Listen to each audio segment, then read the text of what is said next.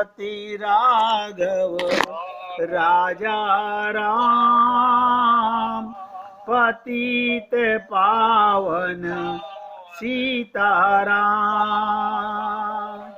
रघुपति राघव राजा राम, पतित पावन सीताराम। सीताराम सीताराम, भज प्यारे मन सीताराम। सीताराम सीताराम, भज प्यारे मन सीताराम। सभी पुण्यात्मा एकाग्रचित होकर सुनिएगा। एक संत कहा करते थे, बंद करो रोना, चिल्लाना, शिकायत छोड़ो। जब अंदर भगवान बैठा हुआ है तो काय का रोना, काय का चिल्लाना, काय की शिकायत। यहां कोई भी नहीं जिससे शिकायत हो सके, यहां कोई नहीं जिसको दोष दिया जा सके। तुम्हारे अतिरिक्त और कोई उत्तरदायी नहीं। जिम्मा लो, जागो और अपने जीवन का सूत्र, ध्यान से सुनो, अपने जीवन का सूत्र अपने हाथ में संभालो। क्या? थोड़ी थोड़ी रोशनी बढ़ने लगेगी। आज जो बूंद बूंद की तरह होगी, कल सागर हो जाती है। संदेह छोड़ दो, अपने ऊपर संदेह नहीं, हटाओ व्यर्थ संदेह के जाल को, क्योंकि संदेह से भरे तुम भी ना कर पाओगे, तुम कुछ भी ना हो पाओगे। बहुत लोग सिर्फ जीते हैं, कुछ नहीं हो पाते। जीते हैं और मरते हैं, उनके भीतर कुछ परम जीवन की झलक नहीं आ पाती है। आ सकती थी मगर कोई जबरदस्ती नहीं ला सकता। तुम स्वयं अपने अंदर चेतना जगा सकते हो, स्वयं अपने अंदर परमात्मा को प्रकट कर सकते हो। बस तुम ही अपने अंदर आत्म भाव ला सकते हो। इसलिए बहुत ध्यान से सुनिएगा। समय को दोष मत दो, समय खराब मत करो, टाइम पास मत करो, ना किसी की शिकायत में, ना किसी को दोष देने में, ना उत्तरदायित्व टालने में। सारी शक्ति को एक बात में संलग्न करो, एक सूत्र पर, कि तुम जागने लगे हो। क्या मतलब? होश में आने लगे हो। कैसे? कुछ भी करो। एक एक शब्द पे ध्यान दीजिएगा।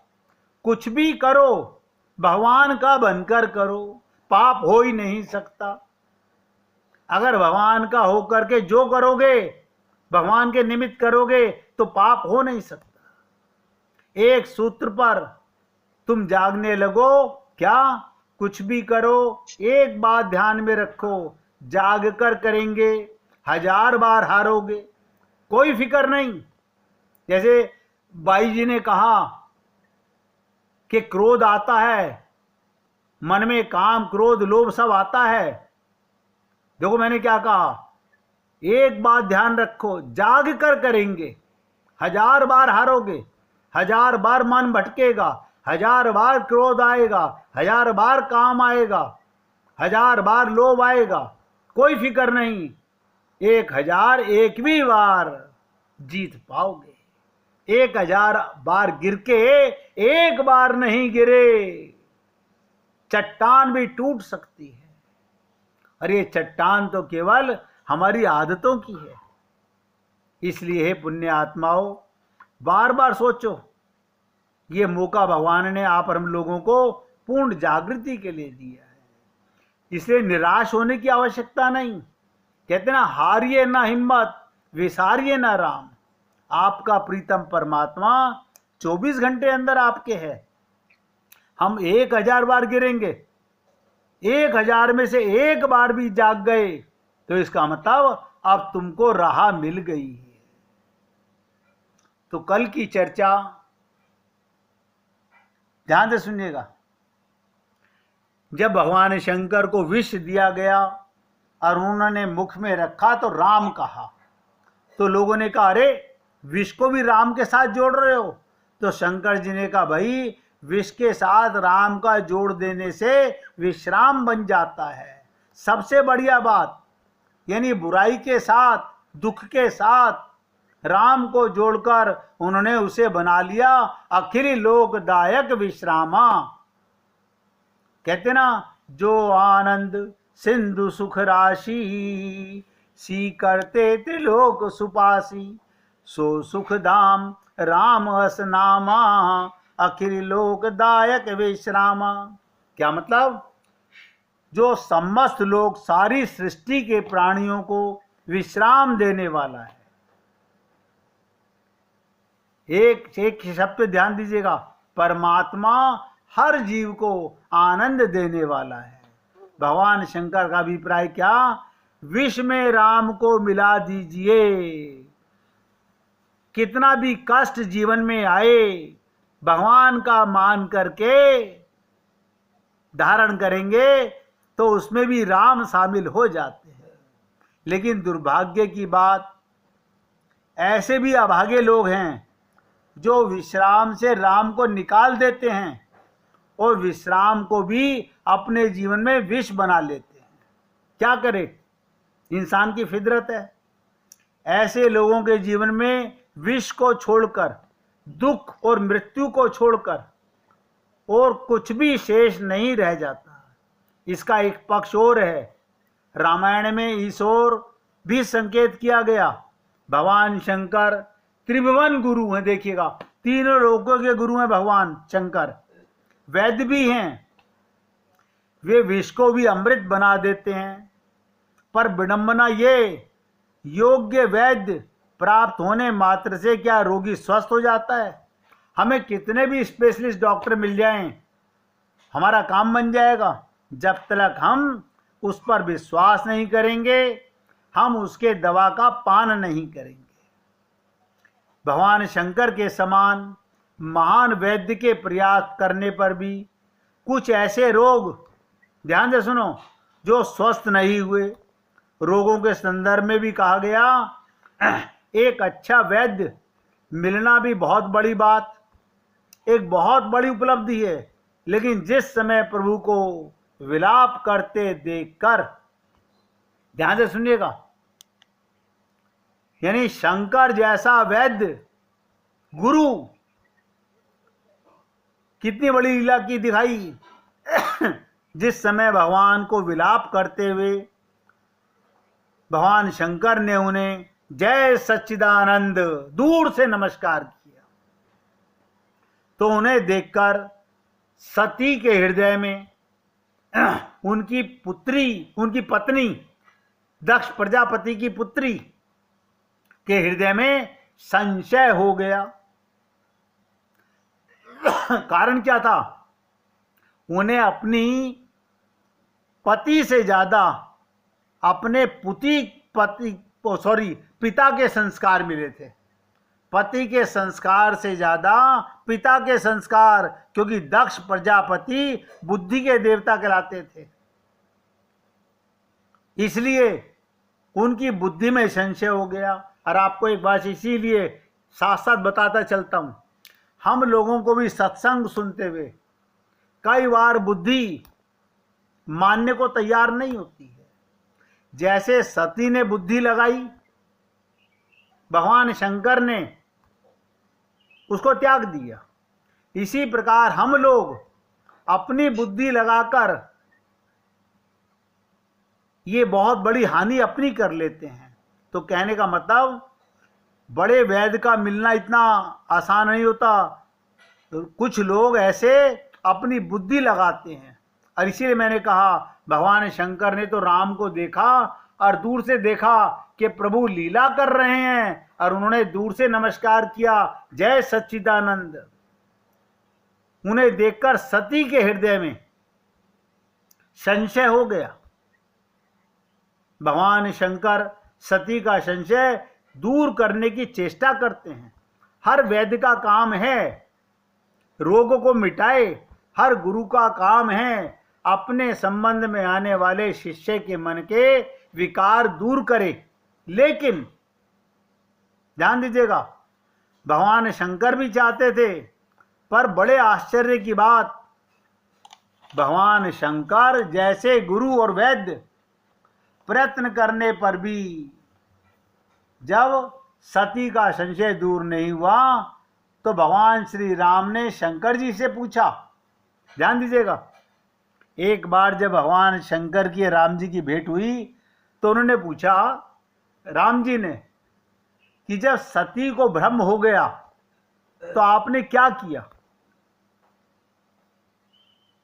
देखो, डॉक्टर से पूछते हैं तुमने क्या दवाई दी, गुरु से पूछते हैं तुमने अपने शिष्य को कैसे संभाला। तो उन्होंने कहा, बहुत ध्यान से सुनो, भगवान शंकर ने प्रभु राम को क्या जवाब दिया।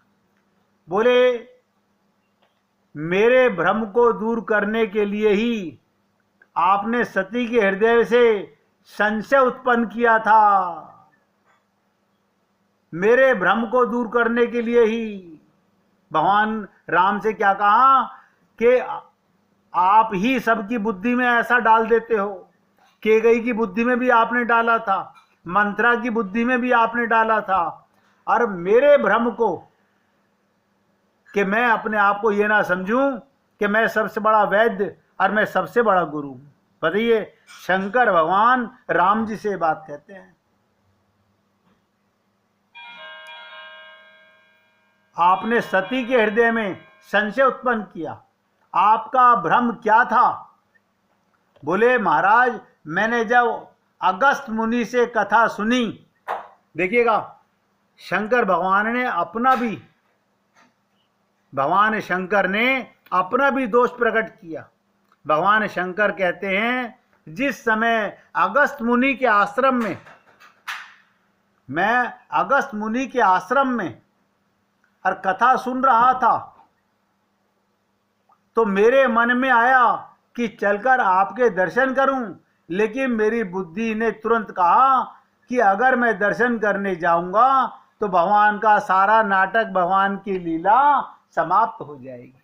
अब सोचो, आप पुण्य आत्माओं, आप सब सोचें इस बात के लिए कि कितने जीवों के साथ में हम रोजाना सत्संग कर रहे हैं, सिर्फ किस लिए, क्या हम सबका कल्याण हो,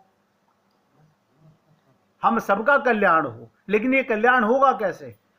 हमारे मन में जैसे बड़े से बड़ा वैद्य अपने संपर्क में आने वाले, ध्यान दीजिएगा, अपने संपर्क में आने वाले रोगी का इलाज पूरे तन में होके करता है, इसी प्रकार गुरु भी अपने संपर्क में आने वाले प्रत्येक जीव का, प्रत्येक मानव का, प्रत्येक भ्रमित जीव का, अज्ञानी जीव का आत्मज्ञान कराने का प्रयत्न करता है। उसे गीता का माध्यम कहो, ध्यान दीजिएगा, उसे रामायण का माध्यम कहो, उसे श्रीमद् भागवत महापुराण का कहो, लेकिन ये सत्संग सुनने का अधिकारी केवल मनुष्य देह है। देवताओं को भी कथा अमृत नहीं मिला, अभी आपको बता के चुका हूं।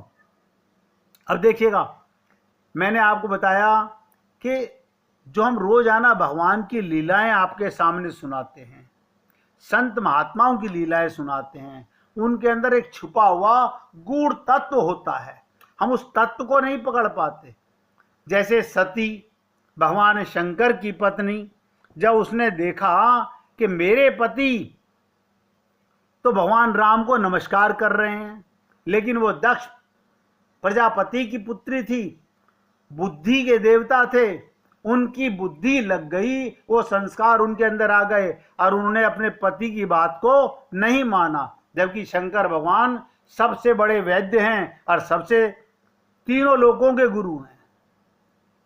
इसी प्रकार हम लोग भी सत्संग सुनते हुए मन में भ्रम पाल लेते हैं।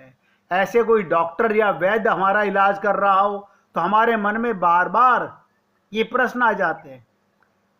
अब ध्यान से सुनिएगा, एक कथा सुनिएगा और उसके बाद में जिस किसी को भजन सुनाना हो तो निकाल के रखना।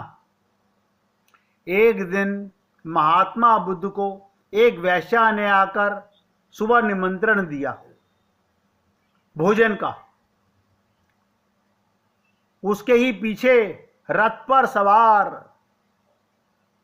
राजा वहां का महात्मा बुद्ध के समय प्रसेनजित राजा था, सम्राट।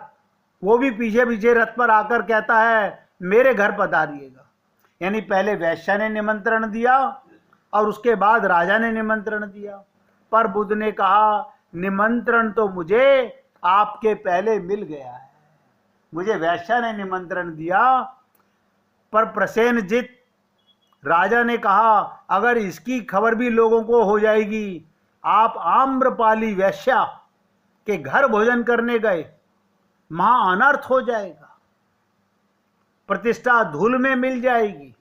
आप और वैश्या, आप सोचिएगा, के घर जाएंगे। पर बुद्ध ने कहा निमंत्रण उसका पहले है, और हां मैंने एक्सेप्ट किया उसका निमंत्रण। और जिन बातों से आप मुझे भयभीत करते हैं, अगर मैं उनसे भयभीत हो जाऊंगा और फिर मैं बुद्ध ही नहीं हूं, मैं जागा हुआ ही नहीं हूं, मुझे आत्मज्ञान ही नहीं है, अब तो होगी बदनामी। तो अच्छा है, इस जगत में बदनामी होगी। लेकिन अगर वैश्या के घर जाने की बदनामी से डरकर प्रसेनजित तुम्हारी बात मैं मान लूं, तो अनंत अनंत काल जो बुद्ध हुए हैं वे मुझ पर हंसेंगे। बुद्ध माने जिनको बोध हो गया आत्मा का, वहां मेरी बड़ी बदनामी हो जाएगी। तो इस बदनामी का हो जाना ज्यादा अच्छा है। तो लाओ त्से देखिएगा, चाइना के एक गुरु हुए संत लाओ त्से, वो कहते हैं निष्पक्ष हो जाता है ऐसा व्यक्ति जीता है पक्षों से नहीं, सहजता से। जिसे आत्मबोध हो गया वो जीवन सहज हो गया, निर्णय नहीं लेता क्या बुरा और क्या भला है, क्या होगा, क्या होना चाहिए, क्या नहीं होना चाहिए।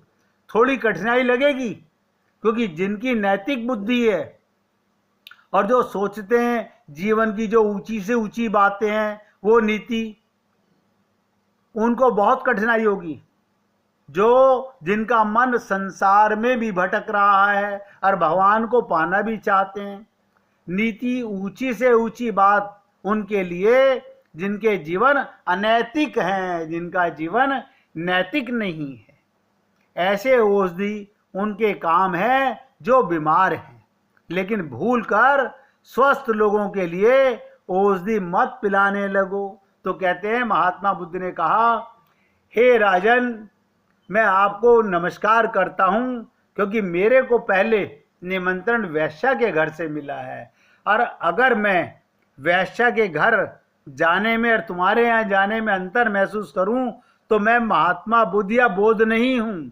बुद्ध का मतलब जिसे आत्मज्ञान हो गया, जैसे गोपियों ने कहा कि जित देखऊं तित श्याम मई है, जिसने सब में भगवान को देख लिया, वो जागा हुआ पुरुष है।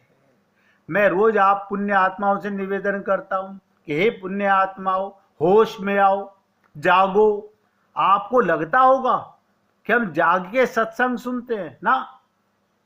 जब तक आपको आत्म जागृति नहीं होगी, आप अपने को शरीर मानते रहोगे, तब तक जागृति नहीं है। होश में आने का मतलब सुबह नींद से उठ जाना नहीं, अपने को आत्मा में अनुभव करने लगना, ये जागृति है। आत्म जागृति ही भगवान का अनुभव करा सकती है। कहते हैं ना, आनंद मध्य सिंधु तब बासा। आप कहाँ रहते हो? भगवान की गोदी में, लेकिन दुखी रहते हो। क्यों? क्योंकि शरीर से जागे हो। आत्मा से जाग जाओ तो परमात्मा की अनुभूति। ये तो कई बार सुना होगा कि मोहे सुन सुन आवत हांसी, पानी में मीन प्यासी। लेकिन अपनी तरफ नहीं झांक के देखा होगा कि संत महात्मा लोग कहते हैं आत्मा बालक और पालक, आत्मा बच्चा है और परमात्मा उसका पिता है, और परमात्मा की गोदी में ये जीव आत्मा बैठी हुई है। लेकिन ये माया की तरफ मुख करके दुखी है, जबकि आनंद की गोदी में है। जैसे ही तुम्हें जागृति आत्मा की होगी, उसी पल हे पुण्य आत्माओं, आप और हम सबको उस आनंद की, परमात्मा की, प्रेम की अनुभूति अपने चित्त में अंदर से होने लगेगी। आज मैं अपने शब्दों को यहाँ विराम देना चाहता हूँ, और आप सब पुण्य आत्माओं से जो आज आपने अपने अपने प्रश्न रखे और अपने अपने मन की दुविधा, क्या आपने पिछले 15 दिन में पाया, क्या क्या मन के भ्रम मिटे, तो मुझे बहुत आनंद हुआ। अब 15 दिन के बाद में 15 तारीख को फिर सबके साथ लाइव सत्संग होगा। आगे आने वाले 15 दिन तक जो सूक्ष्म शरीर पर चर्चा होगी, अब उसके ऊपर थोड़ा सा और ज़्यादा गूढ़ तत्व की बातें आएंगी। अभी बहुत भ्रम मिटे हैं, आगे आगे और भ्रम मिटेंगे। आज चांद मेहरा जी भजन सुनाना चाहती हैं, उनके मुखारबिंद से भजन सुनिए। सुनाइए देवी जी।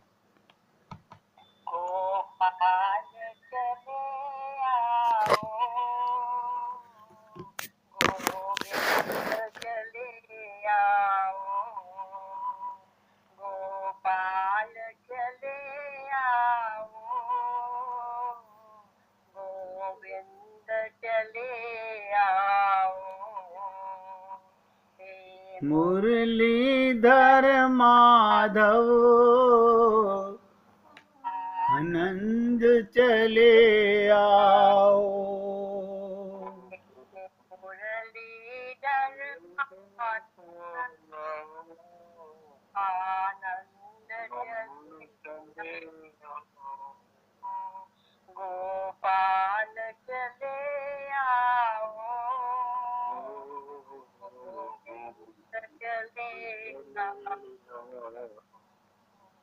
सुनते हैं कि राधावर भक्तों की सुनते हैं कि राधावर भक्तों की सुनते हैं। भक्त के हो भगवन दुनिया को दिखा जाओ, तुम भक्त के हो भगवन दुनिया को दिखा जाओ। हे मुरलीधर माधव आनंद चले आओ, मुरलीधर आनंद चले आओ, गोपाल चले आओ, गोविंद चले आओ। आँखों में बसे हो तुम, धड़कन में धड़कते हो, आँखों में बसे हो तुम, धड़कन में धड़कते हो। कुछ ऐसा करो सांसों में समा जाओ,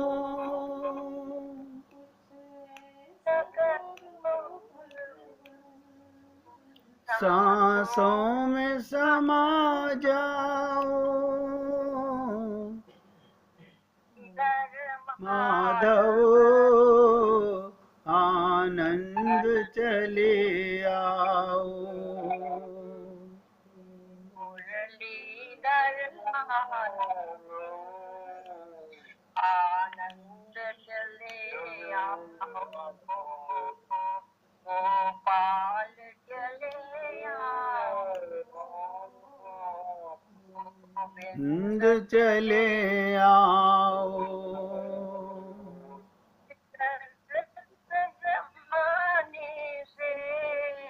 इस दिल ने लगाई है, एक शर्त जमाने से इस दिल ने लगाई है,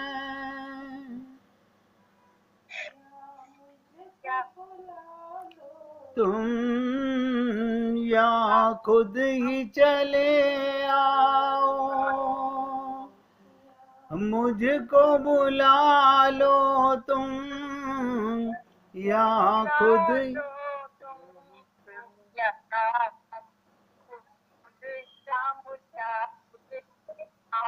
आनंद चले आओ,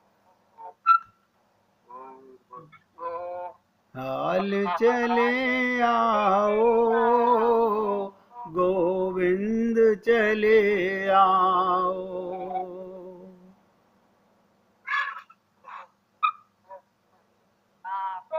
ये नैन तरसते हैं तेरे दर्शन को, ये नैन तरसते हैं, पल भी चैन नहीं, दिन रैन बरसते हैं, पल भी चैन नहीं, बरसते हैं,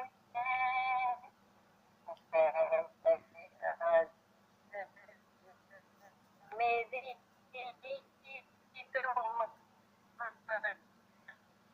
हवा डिस्टर्ब हो रही है। अब और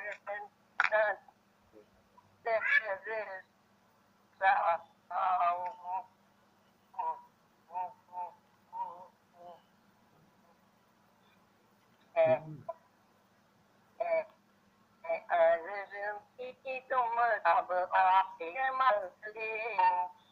माधव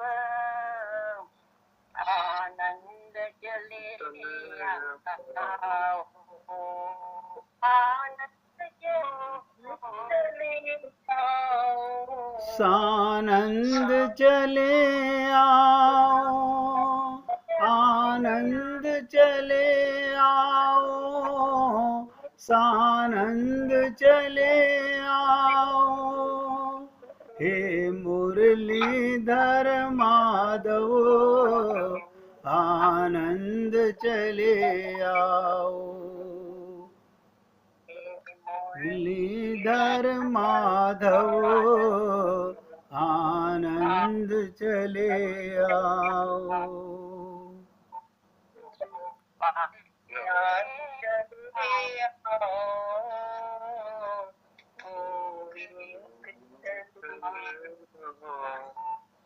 गोपाल चले